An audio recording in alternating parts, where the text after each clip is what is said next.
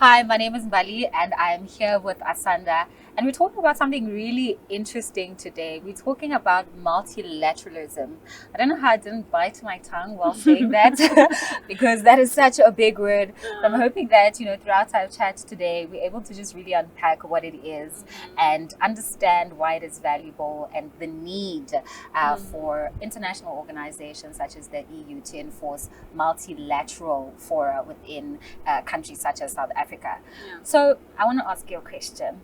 Have you ever collaborated with a group of people, people from different backgrounds, people with different perspectives, ideologies, and you guys had to work together to have a common goal and achieve a common outcome? Definitely. I think living in South Africa with the diversity, of course, you're going to bump into people that grew up differently from you, grew up in different, economic states, grew up in different cultures. So it's definitely, I have collaborated with a lot of people with different ideologies to me, different cultures to me, So yeah, definitely. To achieve a common goal, right? Definitely. Yeah. Flex, how are you? I'm alright. Yeah. I was just looking at that group of people right there. A group of people who Yeah. are probably collaborating together as well, working together to come together to achieve a shared and common goal. Actually. That is it, right? Yeah. And I think in simple terms, that's exactly what we're talking about, multilateralism. Do you guys really know what that is before we had to start today's conversation? Multilateralism. No, you can't say There that it is. Let's go again. Multilateralism. Multilateralism. There we go. There we go. Alright. Yes, that's it. If I'm being completely honest, I had no idea what that is. Yeah. I had to research what is multilateralism. Yeah. And yourself? Some of first time hearing it, I did hear about it one few times, but I never really engaged with it to a certain point. But that's really my goal. Yeah. You know? And I think a very important point that you've touched on, Asanda, is the fact that there might not be enough education that speaks to young people and that speaks to the relevance of what such multilateral organizations really stand for and how they can impact us on a day-to-day basis. Yeah. So in terms of then your thoughts maybe around the education on multilateralism and how it can benefit young people, how do you think organizations such as the UN, for example, even the EU, can invest in just trying to provide a lot more accessible education specifically for young people so that they are aware of international relations at a larger scale and that they can be able to break it down as well in a way that is relevant to young people? How do you think these organizations can speak to the youth, can be for the youth in how they communicate? I think in the age that we're in now, the same way that we left the newspaper, nobody reads the newspaper anymore.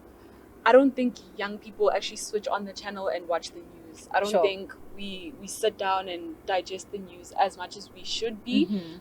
Even with articles, yes, we get informed here and there, but our main focus is on the TikToks, the Instagrams, the social media platforms where we spend most of our hours on, and I think if these organizations can try to make the information about world the relations between countries, the things that are happening, politics, and make it digestible, short form content, because that's what's running the world currently. That's an angle that they can use to reach the audiences that they need to reach, the youth, because that's where we are.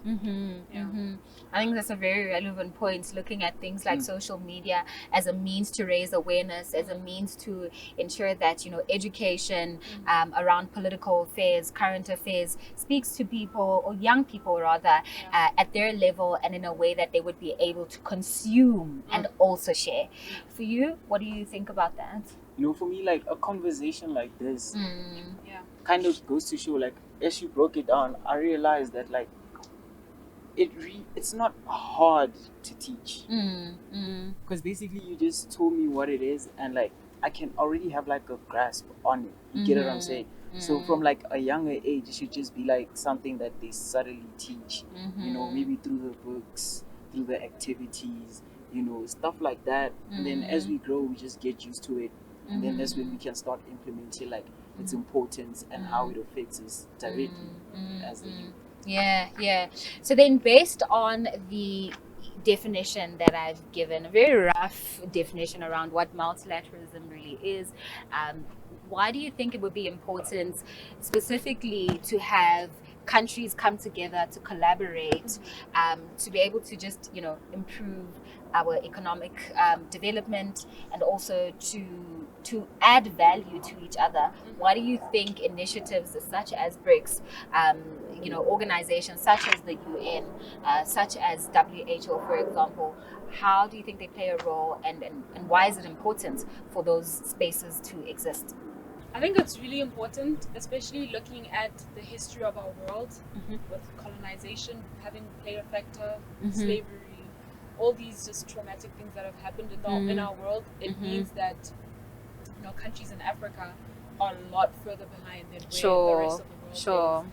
And I think coming together, as countries that have resources and those that don't, it gives us an opportunity to get up to that level. And also I think we all realize this, but Africa could be a powerhouse if it just had the resources. And I think if we can collaborate and get those countries that do have the resources to invest in Africa, we can get Africa as a whole to be the powerhouse that it needs to be. So that's my take on that. Actually. But do we always have to look outside of the African continent to get support and to get the right level of investments? Because I do think that the natural resources are here. Countries such as like Nigeria, very oil rich. South Africa has also its own type of resources.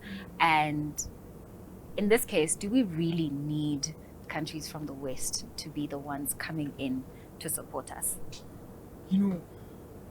I'd like to say to a certain extent, Okay. to a very high extent, we actually kind of do. Okay. Because, we might have the resources, but like Africa never, in a sense, had that foundation to like mine those resources. Sure. Or put them to good use. Sure. You know what I'm trying to say?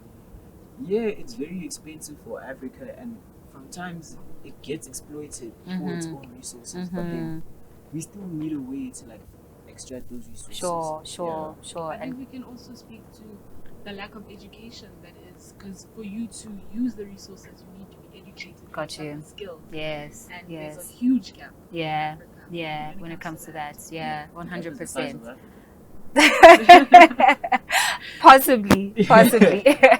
Okay, but do you think then these types of collaborations are more political or more pragmatic? Oh, You think it's political or practical? I think it's pragmatic. Yeah. Actually, because like I mentioned earlier before, is that like these countries are coming together to like gain resources from each other.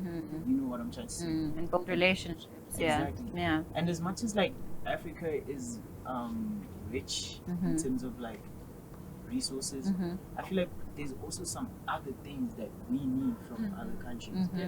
She mentioned that like there's like a gap in terms of education, right? And there's some skills that we lack heavily. Yeah. No, I totally agree. I think it's a little bit of both, right? It can be practical, it can also be political. So you really can't run away from the politics of it all. And that's something that we really need to be honest about and acknowledge. Exactly. But maybe in just concluding our discussion, I want to ask you, how are you collaborating with other people in your lives to create a multilateral life and relationships? How am I collaborating? Yeah. I think just in content creation itself, collaborating across our different niches and different industries, you get to learn from each other first of all, and you find that even you, like, by collaborating with others, you yourself get uplifted as well, because you're venturing into avenues that you probably wouldn't have ventured in had you not collaborated. So I think in that instance, it's great. Collaboration is awesome. And for you? For me, as like a young growing man, entrepreneur, Content creator, content creator, student, student, yeah, all of it. something like that. Yeah. Collaboration really comes into play in like my business, you know, where it's like it's helping me buy time, you know, and it's not something we have. So like when I started Sure. I'd have to do certain tasks that would just take way more time in terms of like getting them done and like having time to do other things. Yeah. But then in collaborating, I found other people that were able to do what I couldn't do, so that I could get more space. Sure. to achieve other things. Sure.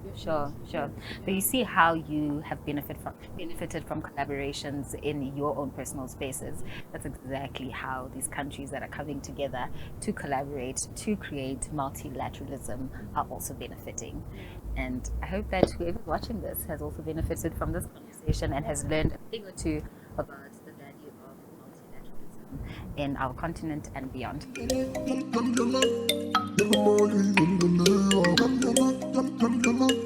Yalla